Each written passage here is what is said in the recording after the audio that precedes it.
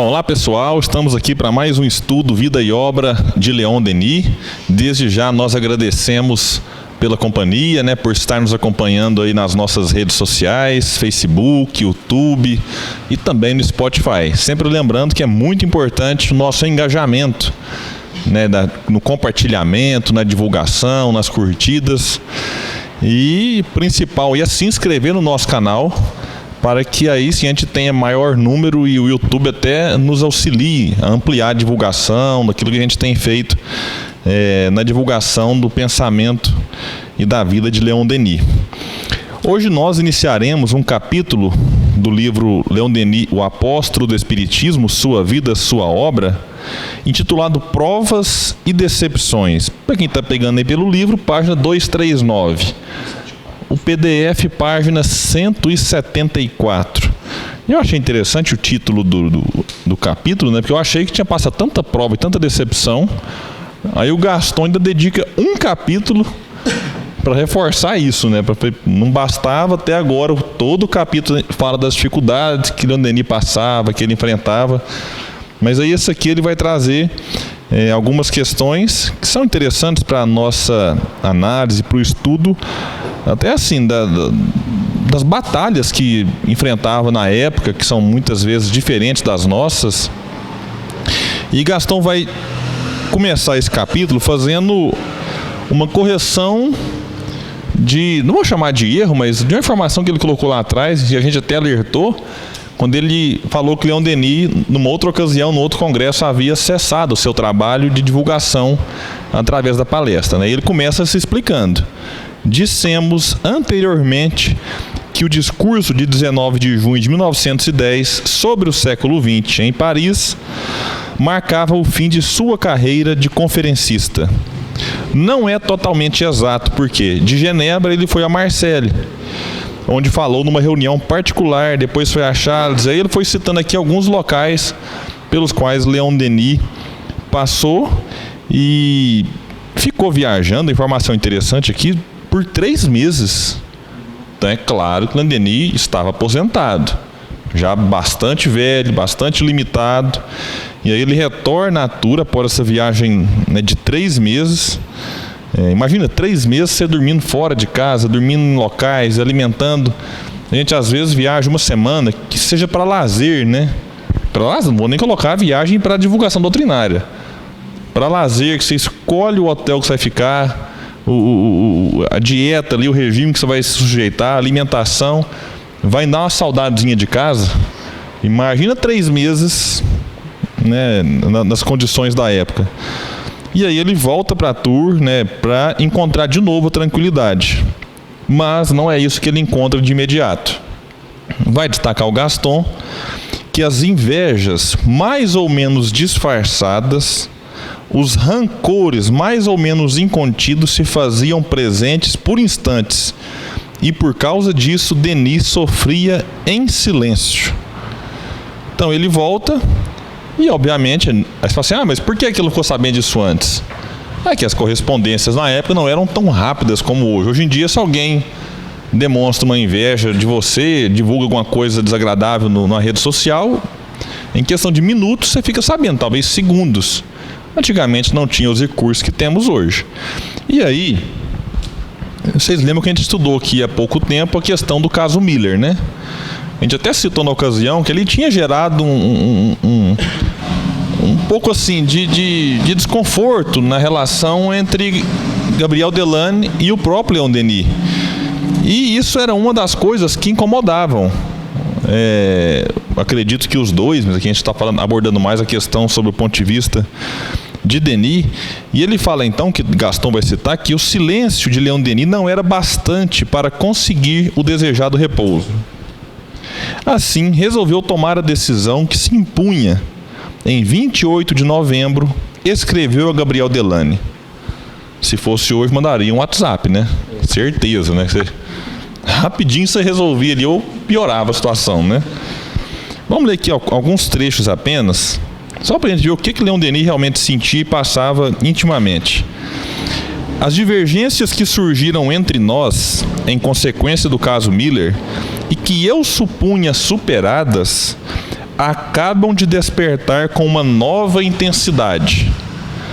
Tenho sido, da parte de vários membros do Conselho de Administração da Sociedade Francesa de Estudo dos Fenômenos Psíquicos, objeto de ataques violentos, até injuriosos, em diversos jornais espíritas e anti-espíritas.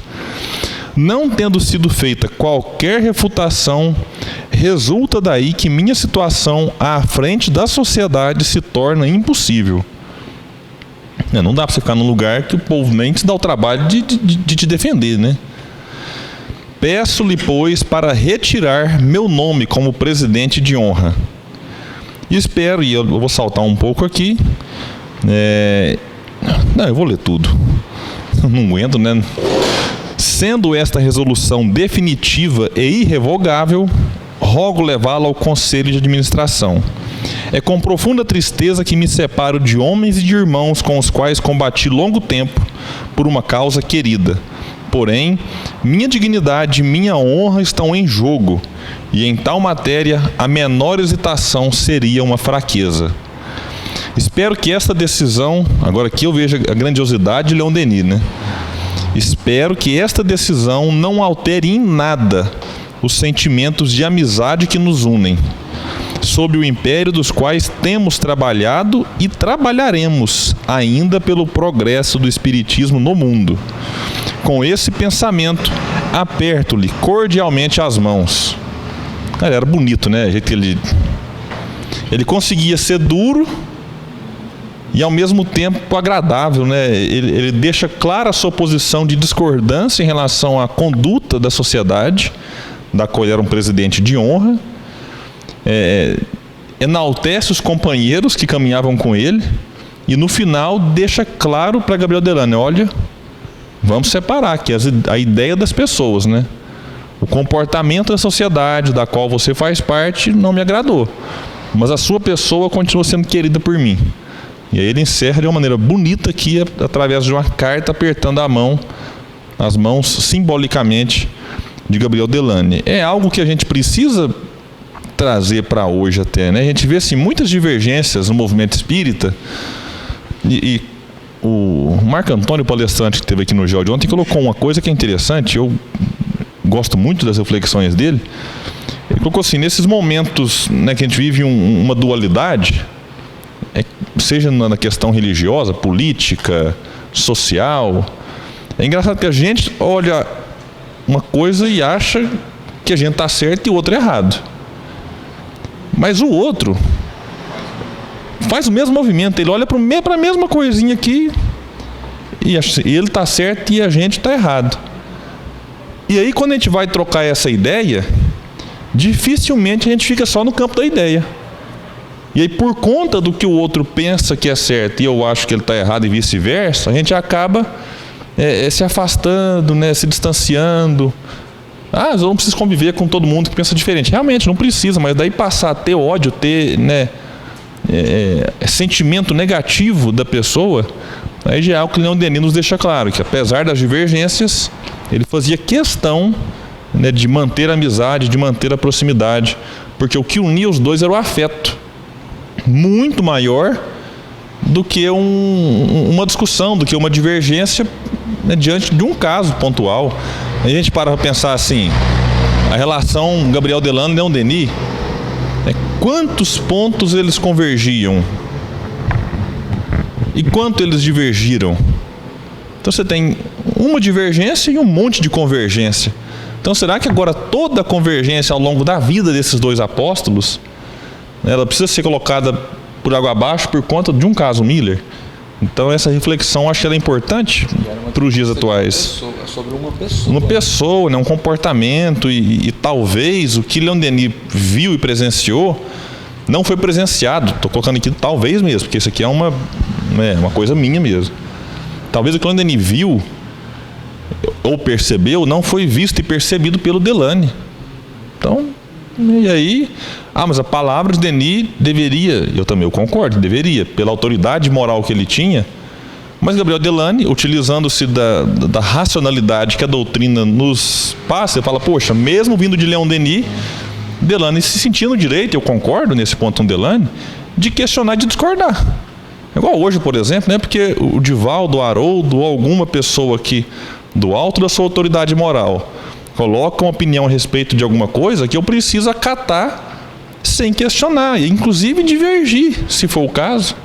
Então a postura de Delany, embora a gente goste de Denis, tende a torcer por Leon Denis nessa treta aqui, né? Mas a postura de Delany, ela é interessante. Não a da não defesa, porque aqui eu acho que esses ataques eram, dependendo de como eram feitos, cabia sim a revista fazer uma defesa. Mas eu digo a divergência que houve entre um e outro, tanto de Delany quanto em relação a Denis e vice-versa. Denis dizia, Delany, você está errado. Eu acho que ela nos ensina muito, para que a gente desça daquele ponto de idolatria cega, em que tudo que o outro faz e fala recebe a assinatura, a chancela, sem o mínimo questionamento. E isso, né, tem feito muito mal, né, às religiões desde todos os tempos, e a gente percebe que às vezes isso também já tem feito mal ao próprio movimento espírita. E aqui os dois grandes paladinos, né, o Gastão deixa bem claro isso no final. Os dois grandes paladinos da doutrina, por uns instantes separados, não cessariam de se estimar e de continuarem paralelamente sua bela e nobre tarefa. Então aqui o Gastão depois, alguém quer comentar algo a respeito dessa relação aqui? E o Gastão depois já vai passar para uma outra grande prova que Leon Denis enfrentava, que era a da visão cada vez mais enfraquecida, que a gente já citou aqui em vários estudos, mas aí ele vai reforçar aqui agora que essa era uma grande preocupação de Denis, que ele fez uma operação de catarata, né, feita há 2 anos, que não trouxera qualquer melhora. Os médicos e os médiuns curadores consultados não lhe conseguiram nenhum alívio. Lembrei do Chico aqui também, né? Com problema de visão, vai lá, procura o Zero Igual, né? Procura os... O Zero Igual ofereceu. O Zero Igual ofereceu, né? Então, assim, faz parte da prova do indivíduo ali. Não tem jeito, ele tinha que aprender a conviver com aquilo, porque o recurso que o Denis busca, tanto na medicina terrena quanto na espiritual, não foram suficientes para melhorar o seu quadro. Então, eu vejo assim, que o simples fato dele não desprezar a possibilidade de ser curado por um médium é interessante, porque Kardec, hoje a gente olha com muitos maus olhos para o médium curador, né? E se Kardec estudou e dedicou um trecho do Livro dos Médiuns a respeito dessa possibilidade, por que não recorrer a ela? Agora, não pode se revoltar diante que tem pessoa que assim, não fui curado, então logo eu que sou espírita, logo eu que estudei, logo eu que faço caridade, não recebo, né, o mérito da barganha, né? A ideia da barganha que falávamos antes de começar o estudo aqui do Leon Denis. Então, aceitar com resignação, que foi o caso aqui, né? Depois já te passo, Gustavo, só para concluir o raciocínio. Denis suportava com calma e resignação esta prova, que ele via avançar numa implacável marcha desde sua juventude, mas quanto sofria por isso.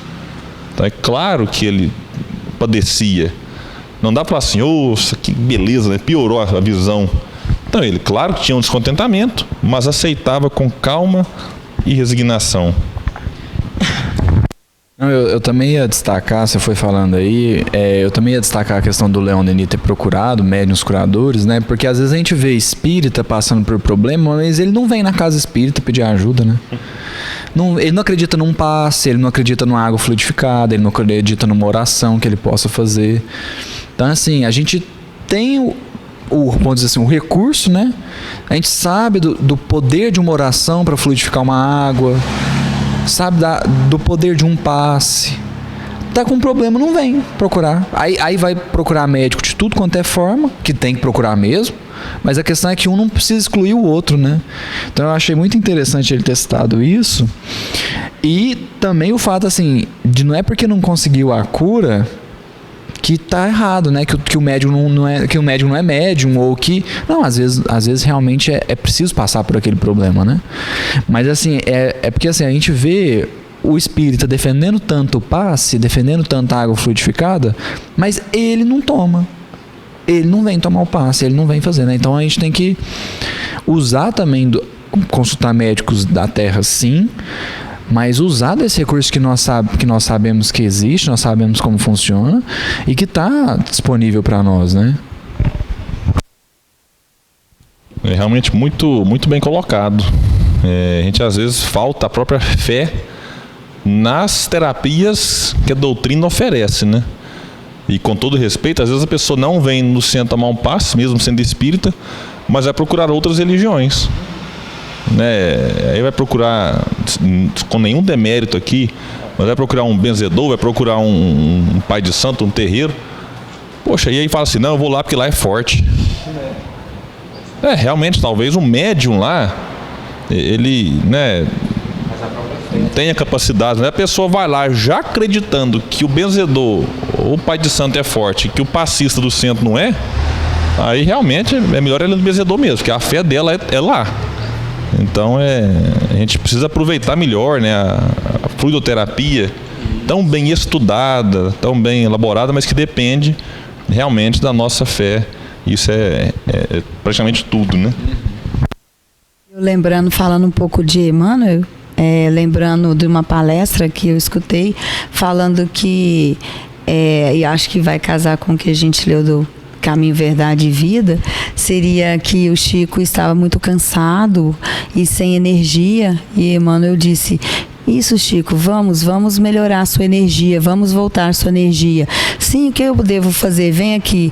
Levou o Chico para atender milhares de crianças necessitadas, carentes, e Chico doou o tempo todo o seu trabalho e voltou perfeitamente energizado. Então, esse é um exemplo que a gente até falou e que eu lembrei agora, que eu acho interessante. Olha só, né? É uma cura da gente, você está cansado, mas quando você doa muito, você enche de energia.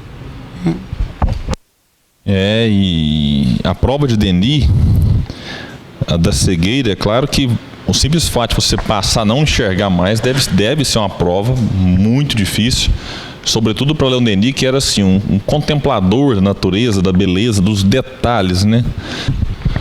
Bom, então aqui um negócio que dá para destacar, antes de passar para a parte posterior, que é a resiliência, né? Que é essa capacidade de se adaptar a uma nova realidade, e que talvez hoje em dia tem sido uma das virtudes mais necessárias, né? As coisas mudam muito rápido, e aí Leon Denis dá um exemplo aqui de que ele abandona alguma das suas funções ali, necessitando agora do auxílio de outros para conseguir cumprir as suas tarefas, né? A sua missão, e tudo seria mais difícil se ele não fosse organizado. Que o Gastão vai ressaltar aqui, que é graças à sua capacidade de trabalho, seu gosto pela ordem e sua incomparável memória que ele conseguia realizar sua tarefa, sem que seus amigos e numerosos correspondentes ficassem prejudicados. Então, após a morte de sua mãe, ele mantinha ali com ele sempre uma auxiliar. Ele tinha sempre uma ajudante para ajudá-lo, né? Que vai dizer também que ele só exigia respeito absoluta por suas numerosas notas manuscritas que ele mesmo arquivava com sua precaução costumeira, precaução meticulosa, porém necessária. Então também ajuda bastante para quem perde a visão saber onde é que está tudo guardadinho ali, já auxiliava até nesse ponto. Aqui o Gastão vai destacar uma curiosidade, que a Duquesa de Pomar, o havia denominado como homem dos papeizinhos, né? Que ele ficava com papelzinho daqui, papelzinho dali, sempre com algumas anotações que lhe seriam úteis depois. Um detalhe interessante que vai fazer a gente entender até o próximo capítulo, que a sua velha amiga, a senhora Forguet, viúva fazia alguns anos, fazendo-lhe sua visita diária, zelava para que seu regime fosse mais ou menos respeitado. Então a senhora Forguet é uma figura extraordinária assim, na vida de Leon Denis. A gente vai ver no próximo capítulo como ela foi importante, né? Até depois de desencarnada. Olha, eu dando spoiler aqui já, né? Mas eu vou me conter. Aqui o Gastão vai citar outros amigos de Leon Denis. O Valentin Tournier, que também era cego. O Valentin Tournier, vamos ver que o parágrafo fala dele, que anos antes podia-se ver Leon Denis passeando pelas alamedas frondosas e levando seu velho amigo e vizinho espiritualista, Valentin Tournier, que era cego. Este se havia fixado em Tours para estar mais perto do valoroso propagandista da doutrina, que ele próprio servia pela pena, não sem talento. Alguém pesquisa só o ano de desencarnação? Eu acho que é 1898. Então aqui o Gaston fala anos antes, mas é bem antes, né? Então só para a gente entender aqui o contexto. Enquanto pesquisa a data de desencarnação, é interessante. Eu fui pesquisar sobre ele no Google, bati o nome e descobri que o Valentin é autor de uma obra que foi escrita enquanto Kardec estava encarnado, um livro que chama O Espiritismo Perante a Razão. Então é claro que eu estou atrás desse livro para comprar e felizmente ele foi editado aqui no Brasil pela Editora do Conhecimento esse ano, 2019. Achei interessante a iniciativa da editora de trazer um livro que eu até então não conhecia, de um autor que eu também tinha conhecimento só de quando eu li a biografia de Denis, mas na época não, né, fiz pesquisa a respeito. E agora, preparando o estudo de hoje, eu resolvi pesquisar no Google e descobri isso aqui. Tem aí... Ainda não? Nesse site eu acho que tem informação. Ele nasceu em 1821. Então ele era 25 anos mais velho que Denis. Então e ele morava noutra cidade. E ele muda para Tours justamente assim, porque pela admiração que tinha por Denis. Então ele realmente ele desencarna em 1898. E havia se mudado para Tours justamente para ficar mais perto de Leon Denis. O Gaston vai e volta, né? O Gaston tem essa mania de ficar indo e voltando no tempo, e a gente fica meio perdido aqui na... Vamos criticar, né? Já criticamos ele muito hoje, né?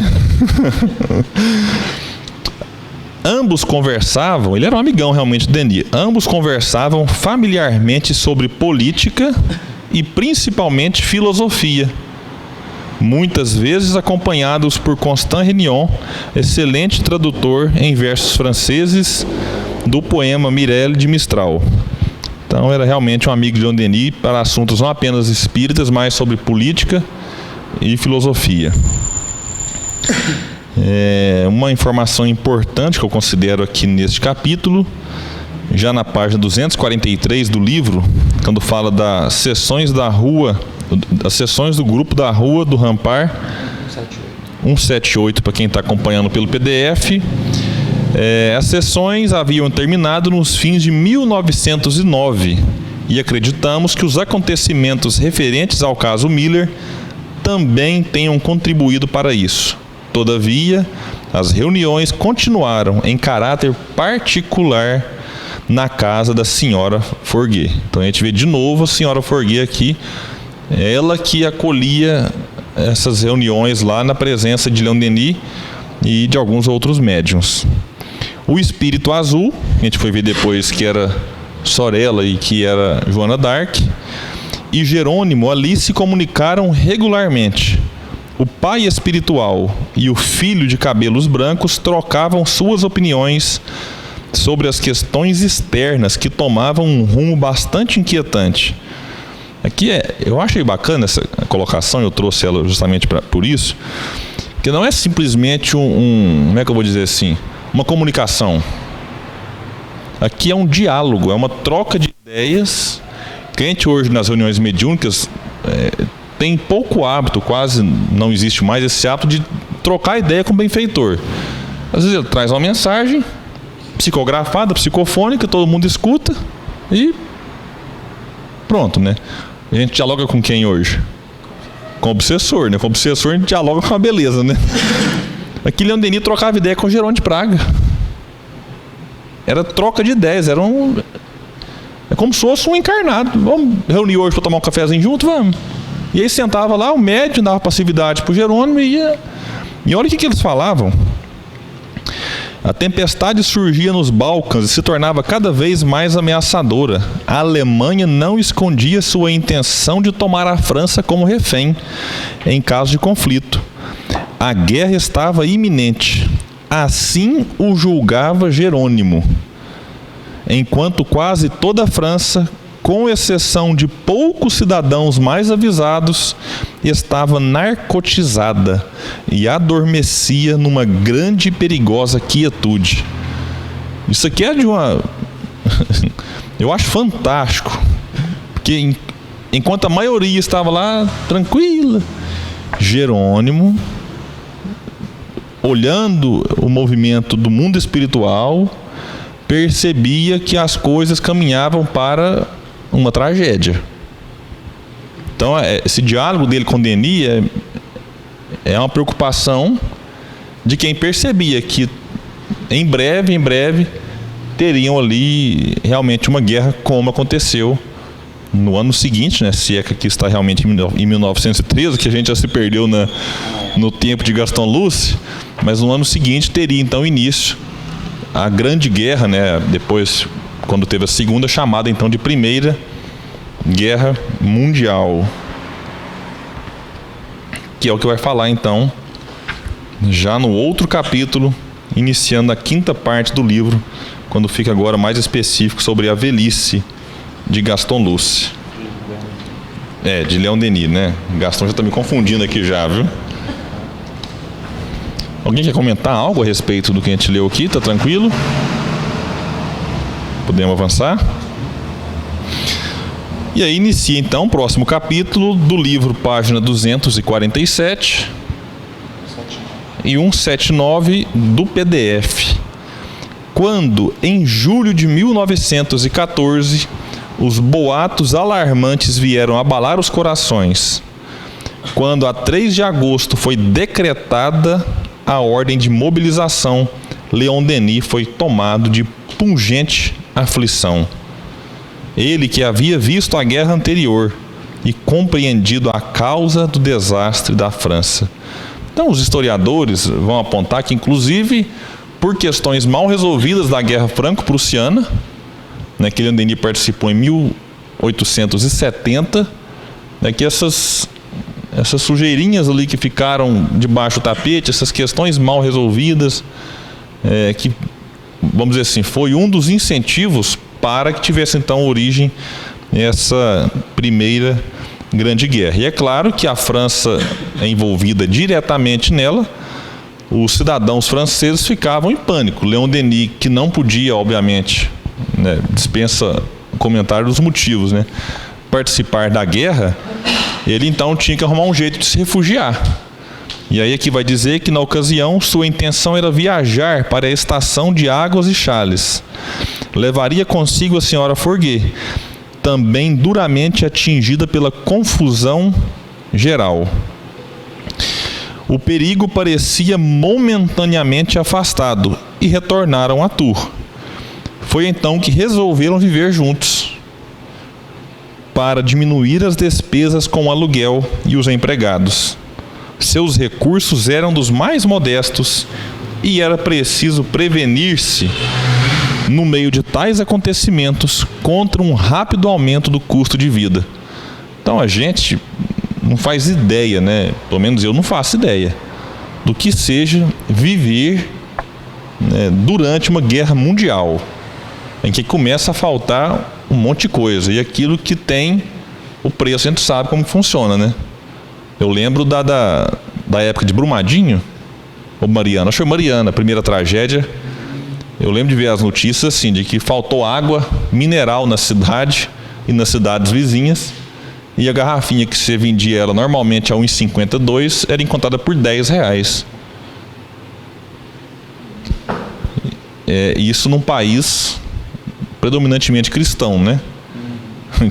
E eu me lembro também de uma tragédia lá na França, acho no show daquela Ariane Grande, em que teve um atentado terrorista e os taxistas se mobilizaram para transportar as pessoas, tirando de perto daquela área de risco, de graça. Aí eu vejo que talvez a gente está muito distante do cristianismo do Cristo, né? Mas enfim, nessa época da guerra, a situação muda totalmente. A economia sofre o impacto e Leon Denis monta uma estratégia, então. Passa a morar junto com aquela que era ali a sua grande amiga.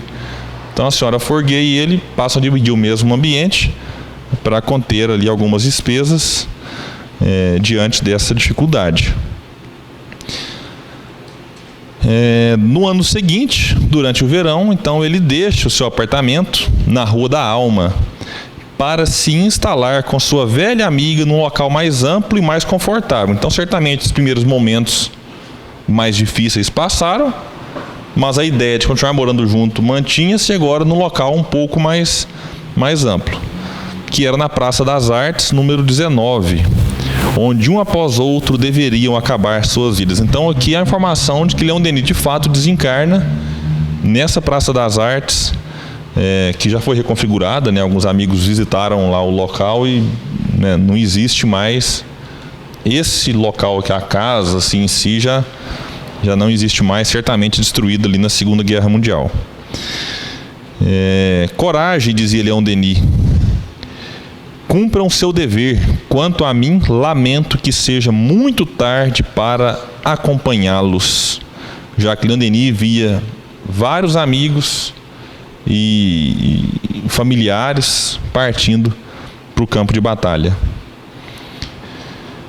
Doente e com 68 anos, Leon Denis não podia alistar-se, mas tomava também uma posição. Então ele pensa assim, já que eu não posso ir para o campo de batalha físico, ele seguia pelo pensamento o gigantesco esforço dos exércitos que recuam sob a avalanche alemã. Então ele que tanto escreveu sobre o pensamento, na obra O Problema do Ser e do Destino, por exemplo, ele agora não conseguia se manter de todo omisso. Então a gente às vezes fala assim, mas eu não posso estar lá junto com a pessoa doente num leito do hospital. Realmente, às vezes a gente não pode, se ela mora em outra cidade eu não posso, mas e o pensamento? Então Leon Denis, numa guerra, ele fala assim, eu não posso, mas de alguma maneira eu preciso me sentir útil, eu tenho que tomar uma posição. E aí ele se vincula pelo pensamento com os que lá estavam fisicamente.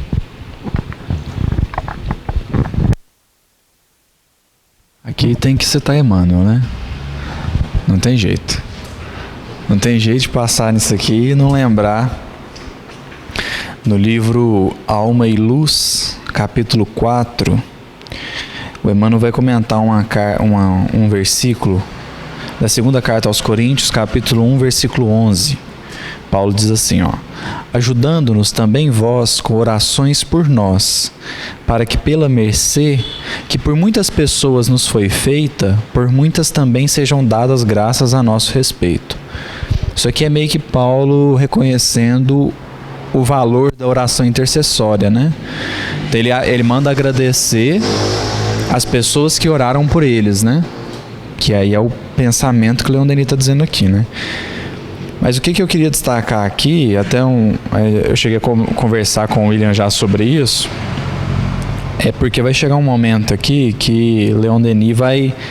Aliás, é esse momento aqui, né? Coragem, cumpram o seu dever. Quanto a mim, lamento que seja muito tarde para acompanhá-los. A gente pensa assim, mas Leon Denis queria ir para a guerra? Leon Denis queria participar disso? E aí o Emmanuel vai comentar esse versículo de Paulo, e ele diz assim, o mal empreende o ataque, o bem organiza a defesa. O primeiro movimenta a agressão, estabelece o terror e espalha ruínas. O segundo mobiliza o direito, cria energias novas, eleva sentimentos e consciências. E aí mais para frente ele faz assim, ele diz assim, é necessário que o bem organize a defesa. Muita gente pergunta, combater por quê? Estamos com Jesus, que ensinou o bem e a paz. Entretanto, é indispensável não esquecer que existem padrões de pacifismo e padrões de passividade. O mestre é o príncipe da paz. Contudo, é imprescindível raciocinar quanto ao que seria o cristianismo se Jesus houvesse entrado em acordo com os fariseus do templo. E aí mais pra frente ele diz assim: eis que o Brasil, generoso e pacífico, foi convocado às lutas da defesa. Essa mensagem foi recebida na Segunda Guerra, logo que o Brasil é chamado, né, a participar. E aí muita gente fala assim: mas participar de guerra? Será que... Muita gente pergunta: combater por quê? Entretanto, é indispensável não esquecer que existem padrões de pacifismo e padrões de passividade. Então, quando a gente olha Leon Denis falando assim: nossa, ele queria ir para a guerra, né? Às vezes é nesse pensamento de ser pacífico sem ser passivo, né? Porque às vezes a gente se omite, a gente fica na passividade, né? Não faz nada. Critica o mal, mas não faz nada para que o bem prevaleça, né? E ali no caso era uma situação gravíssima, né? A guerra já estava instaurada, não é? Leon Denis não está promovendo a guerra, né? Ele está manifestando o desejo de estar participando, defendendo o país, né? Então, é bem o caso que o Emmanuel defende aqui, né? Da gente se atentar, porque aí ele faz a comparação. Imagina se Jesus tivesse entrado em acordo com Pilatos, por exemplo. O que seria do cristianismo? Ele teria morrido de idade, mas e daí? Será que importa, né? Então é a gente aprender a diferença entre pacificação e passividade, né? Entre ser pacífico e ser passivo. O que você está comentando sobre essa mensagem é o que o Emmanuel comenta aqui no A Caminho da Luz. Olha só, o capítulo chama Provações Coletivas da França. A grande nação latina, por causas somente conhecidas no plano espiritual, é esmagada e vencida pela orgulhosa Alemanha de Bismarck, que por sua vez embriagada e cega no triunfo ia fazer jus às dores amargas de 1914 a 1918. Paris, que assistira com certa indiferença às dores dos condenados do terror, comparecendo aos espetáculos tenebrosos do cadafalso, aplaudindo os opressores, sofre miséria e fome em 1870, antes de cair em poder dos impiedosos inimigos em 28 de janeiro de 1871. O Emmanuel fazendo justamente essa comparação das duas guerras, né, de 1870 e da Primeira Guerra Mundial, e fazendo uma estruturação ali de causa e efeito com as omissões anteriores da França, né? Então, assim, existe um fio, né, um nexo causal que liga a história que a gente mal consegue vislumbrar, né? Mas que é sempre os movimentos históricos da humanidade como um todo, ela acontece sempre de uma forma que faça a reparação daqueles erros passados, né? Então, se a gente está vendo algum problema hoje, é consequência de alguma coisa errada que a gente fez ontem, né? Então é nessa época que Leon Denis recebe então o auxílio da senhorita Claire Boumard, que substituía em suas funções outra secretária, Camille Cheze, que foi obrigada a deixar Tours. Então, Claire Boumard, é bom lembrar, que acompanhou Leon Denis até o seu desencarne e escreveu uma obra que a gente recomenda sempre, Leon Denis na Intimidade. É uma biografia mais sentimental, digna de um coração feminino mesmo, assim. A maneira como ela escreve é emocionante. A gente indica fortemente para quem quiser aprender um pouco mais sobre a vida de Denis, também buscar não apenas aqui com Gaston, que já é essa escrita mais técnica, né? Mas buscar lá em Claire Boumard esse lado mais esse toque da emotividade, do sentimento. Uma informação também interessante é que Jerônimo trazia regularmente suas mensagens no pequeno grupo e informava seu filho, está aqui entre aspas, né, sobre os acontecimentos, esclarecendo-o e tranquilizando-o. Então, quando a gente busca informação hoje sobre alguma tragédia, né, no Google, em algum jornal, Leon Denis buscava com o mundo espiritual, né? Falou: como é que tá a guerra aí? Era assim mesmo, ele ia buscar direto na fonte ali, né? Falava: essa aqui não falha, né? Privilegiadíssimo, porque Leon Denis recebia, inclusive, algumas profecias em relação ao desdobramento da guerra. Tem noção do que é isso, né? Todo mundo preocupado. A Alemanha vai invadir Paris e o Jerônimo não vai. Não vai. Mas se invadir é o fim. Mas não vai. Mas como assim não vai? Não vai. E de fato, eu não estudei com profundidade a Primeira Guerra Mundial, mas parece que não invadiu mesmo. Então eu acho que Jerônimo, ele acertou na previsão. E Jean de Domremy, que é a Joana d'Arc, estava trabalhando na frente de combate. E você pega a Joana d'Arc, sai lá da Guerra dos 100 Anos, né, em que a França estava sob o domínio inglês. Aí ela já reencarna com aquela missão de liderar a França, devolver a ela a motivação que precisava para se desvencilhar daquela dominação inglesa. E agora, 500 anos depois, quase, aqui estava de novo Joana d'Arc, liderando a França, agora do mundo espiritual. E aqui Leon Denis coloca o Gaston coloca várias reflexões e falas, né, que Leon Denis colocou lá no livro O Mundo Invisível e a Guerra, que é bom dizer que durante a Primeira Guerra, Leon Denis escrevia regularmente artigos a respeito do desdobramento. E depois esses artigos deram origem ao livro. Então o livro não foi assim, Leon Denis, como outros. Deixa eu escrever um livro sobre a guerra. Não. Ele escrevia quase que mensalmente reflexões a respeito, artigos que depois foram compilados por ele mesmo, e não é uma obra póstuma, né? É uma obra organizada por ele.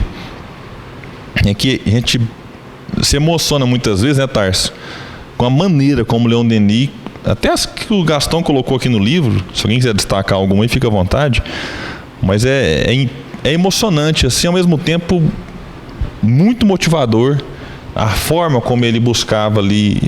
Eu acho que era primeiro escrevendo para ele mesmo, né?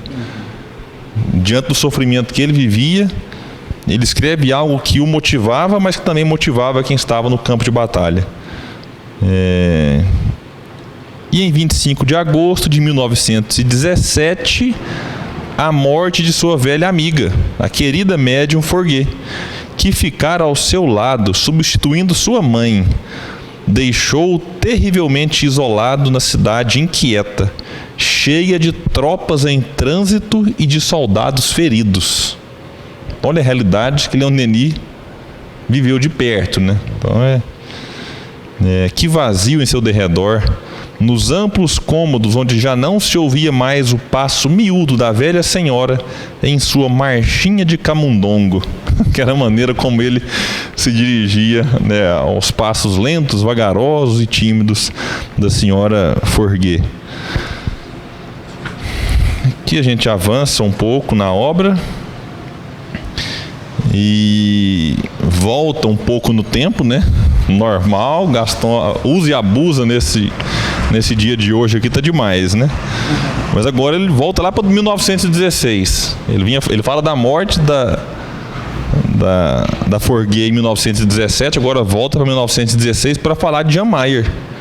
Mas eu até entendo, vou dar um desconto para ele aqui, porque ele vai dividindo o capítulo em alguns, como se fosse subtemas dentro do capítulo, né? Então aqui ele vai começar o tema Jan Mayer, que ele, né, praticamente não havia falado até o momento, e fala que nos fins de 1916, Jan Mayer veio procurar o mestre a fim de lhe comunicar a intenção. Olha, interessante.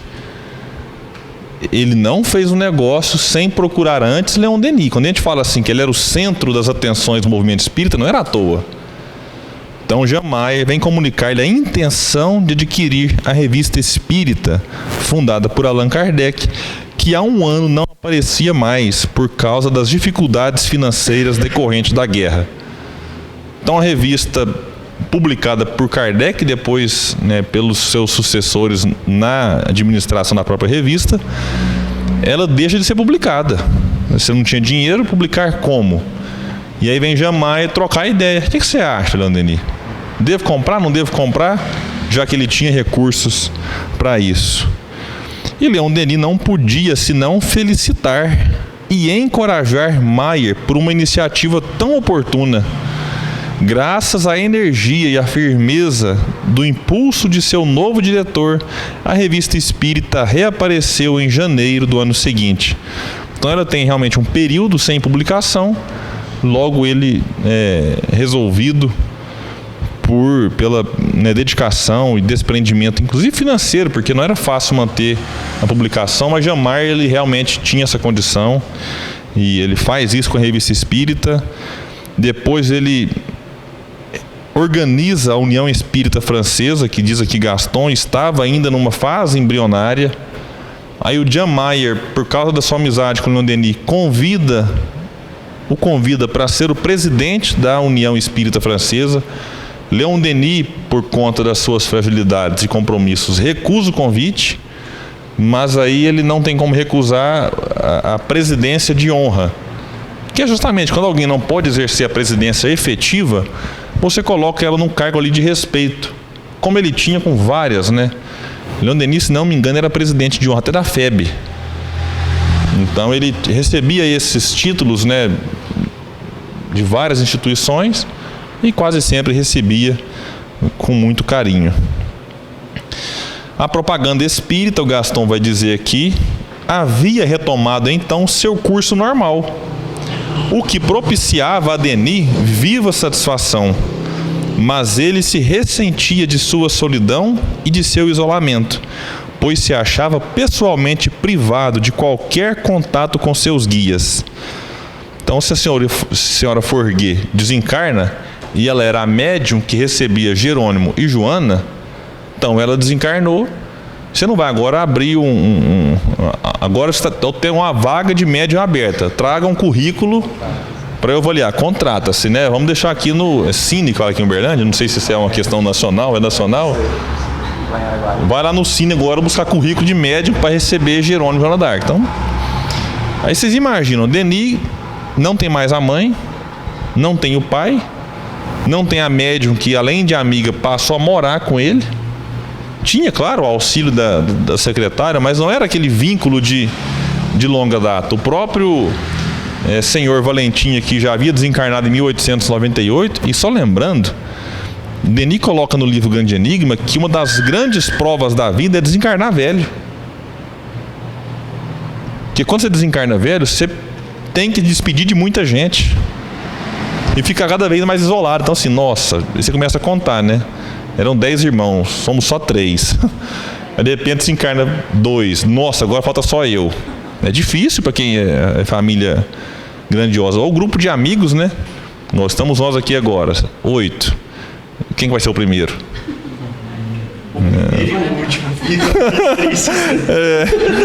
Então assim, você fica naquela preocupação, né? E aí é difícil para a pessoa lidar com essas despedidas e encarar a solidão. Quantas pessoas, né, tem a casa cheia de filho, de repente o filho casa para um lado, casa para o outro, e aí fica só ele e a esposa, ou ela e o marido, e de repente um desencarna e fica...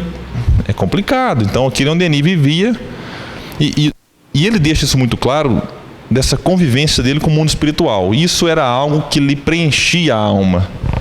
Esse contato com Jerônimo e Joana, que eram amigos de outras encarnações, né? Imagina, você está em contato não só com o benfeitor, mas com alguém que é da sua intimidade. Realmente é algo que ele sentiu muito.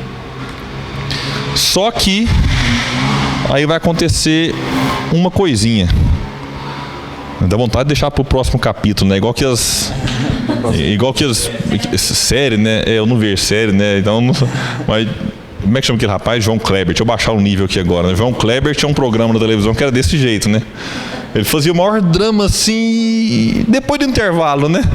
Aí você quase morria, né? E ele enrolava, depois do intervalo de novo. Aí depois ele não falava nada e jogava para o outro programa. E era um negócio tão fútil assim, né? Eu falei, como é que eu preocupava com aquilo, né? Mas aqui dá vontade de deixar esse suspense, mas vamos lá. O que acontece então? Denis fica algum tempo, né, anos aqui, como o Gaston coloca, vivendo uma cruel privação.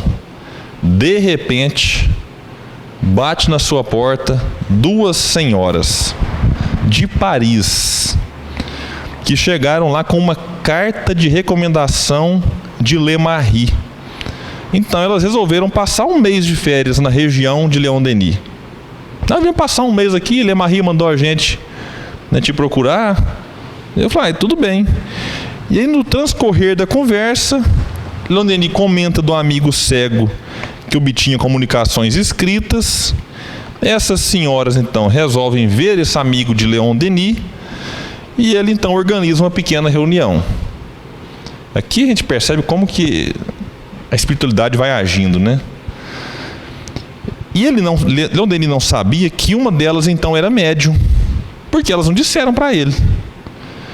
Assim, diz Leon Denis, minha surpresa foi grande ao vê-la logo mergulhada num transe e ouvir uma voz forte anunciar a presença de meu guia, do poderoso Espírito cujos sábios conselhos e terna solicitude sempre me dirigiram e sustentaram em minha faina de pregador.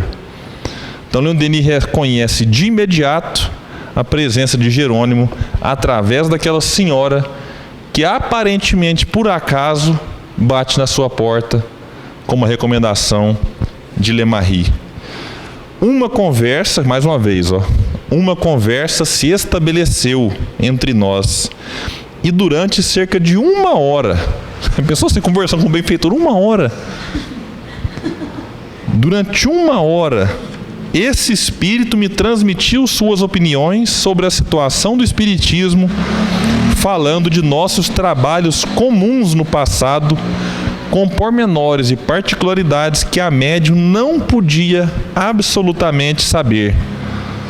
Todos os que, outrora, participaram das sessões descritas em meu livro No Invisível, reconheceram Jerônimo de Praga, enquanto que a médium ignorava completamente tudo quanto se referisse a esse eminente espírito.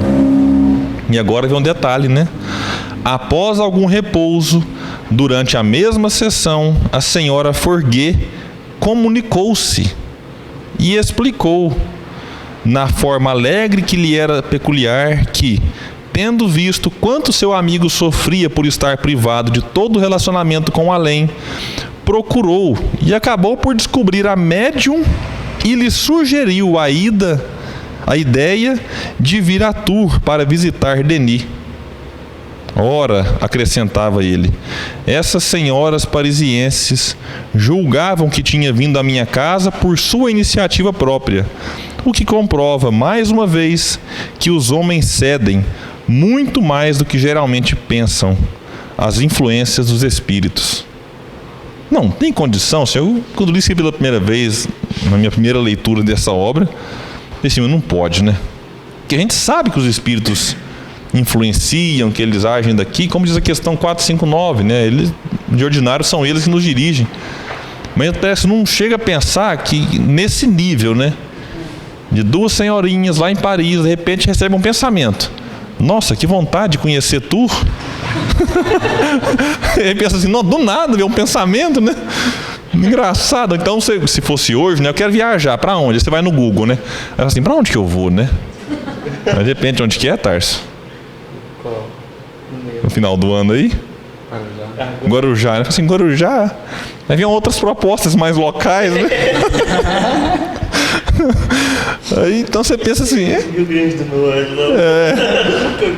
e aí vai atrás, vai saber como que elas chegaram até Lemarie. Então assim, é um desenrolar. Aí chega lá, bate na porta, Denis podia simplesmente, né, não, beleza, então não falado para ela dessa reunião e vão. Então tudo feito pela Forguet do mundo espiritual. E detalhe, ela tem que procurar, né? O detalhe aqui procurou e acabou por descobrir a médium. Então, assim, deixa eu agora ver aqui quais os médiuns reencarnaram em Paris, aqui que estão lá, né? E aí vamos ver qual aqui agora que tem a condição, vamos chamar de fluídica, de trabalhar com o benfeitor que ela tanto conhecia. Então, realmente há uma manifestação intensa aqui, latente, da senhora Forguet nessas médiuns. Ainda bem, né? Não, e pensa, gente, para Denis, eu fico tentando imaginar a surpresa e a satisfação dele, né? De vai lá, tipo assim, mostrar para elas uma escrita direta, e de repente, do nada, uma incorpora e começa a falar. Imagina a emoção dele. Imagina até assim, né? Ele de olho fechado assim, aí de repente... Ela tá entrando em transe? Meu Deus do céu, o que tá acontecendo? Assim, ela tá entrando em transe, meu Deus do céu, a comunicação começa. Mas eu queria puxar 2 pontos aqui, que na verdade é um comentário só. Quando ele vai falar do Gaston, do Jerônimo de Praga, ele diz assim, ó: esse espírito me transmitiu suas opiniões. Isso junta muito com o fato, né, da senhora Forguet procurou e acabou por descobrir uma médium. Porque às vezes quando fala de espírito, acha que o espírito sabe tudo, né? É espírito, então sabe. Não, mas foi o mentor que falou. Falei, mas Jerônimo de Praga transmitiu opiniões. Não foi leis, não foi verdades, foram opiniões, né? Então, esses 2 trechos, né, o Jerônimo de Praga transmitindo opiniões e a senhora Forguet indo procurar saber. Ou seja, então não sabia. Então não é assim, porque desencarnou e fala assim, agora eu sei tudo. Então assim, é igual Kardec fala, né? Tem espírito que sabe menos que a gente encarnado. Então a gente atentar para isso, porque tem muita casa espírita que acaba se perdendo por conta do mentor. Não, porque o mentor falou, às vezes é um obsessor que está lá falando e todo mundo achando que é o mentor falou, está falado, ninguém discute, ninguém questiona. Se Jerônimo de Praga tem opiniões, com quem que nós estamos trabalhando? Que vai ter leis para falar, que vai ter assim, não é assim e pronto. Então assim, até porque eu fico pensando assim, se o espírito ficar chateado de estar sendo questionado, então ele não é tão superior assim. Mas não pode questionar o espírito. Falei, por que não pode? Ele fica triste. Se ele ficar triste, então ele é igual eu, né? Então ele não é um mentor, ele é um Gustavo, né? Então assim, a gente primeiro não tem o medo de questionar, porque pelo contrário, imagina se um professor vai ficar chateado do aluno estar questionando. Se é mentor mesmo, o questionamento, claro que a intenção, né? De novo a gente volta no comentário inicial. Com uma boa intenção de querer saber, né? De estar interessado em saber, ele é muito válido. Porque, eu quero saber, por que você está dizendo que tem que ser assim? Por que tem que ser? Aí eu aprendo, né? Então não tem que ter medo de questionar e muito menos acreditar cegamente, seja o espírito que for. Kardec analisou todas as mensagens, por mais que tivesse assinado o espírito de verdade. Agora, o espírito de verdade passou por análise. Imagina que mentor que não deve passar. E todos, na verdade, mentor que é mentor mesmo tem que incentivar isso, né? A procura, fica feliz, né? Em ver as pessoas questionando, querendo saber, porque isso demonstra interesse, demonstra seriedade, né? Então é pegar esses 2 pontos para reforçar isso. Espírito não sabe tudo. Claro que tem espírito que sabe muito mais que a gente, graças a Deus, mas tem espírito que sabe menos, né? Então a gente pegar esse ponto aí para ter atenção, né? Bom, então é isso. A gente sugere para que aqueles que nos acompanham leiam o livro realmente, né? O Gaston até vai colocar aqui. O Mundo Invisível e a Guerra foi publicado em 1919. Então depois que passa ali a guerra, Denis organiza, talvez faz ali alguns ajustes, o que é natural, e publica essa obra muito bacana, que não fica falando só de guerra. Ali traz conceitos de dever, de imortalidade da alma, de reencarnação, então, de mediunidade. Então é muito bacana, e quem quiser aprofundar, basta procurar nas livrarias aí, que o livro realmente ele é importante, vale a pena a leitura. Então é com isso, com essa recomendação, que a gente encerra mais esse estudo, né, sobre a vida e obra de Leon Denis, agradecendo pela presença dos que aqui estão pessoalmente, agradecendo também os internautas que têm acompanhado aí através dos canais Alimento da Alma e também do Grupo Espírita Leon Denis, e convidando para que continuem conosco nos próximos estudos Vida e Obra de Leon Denis.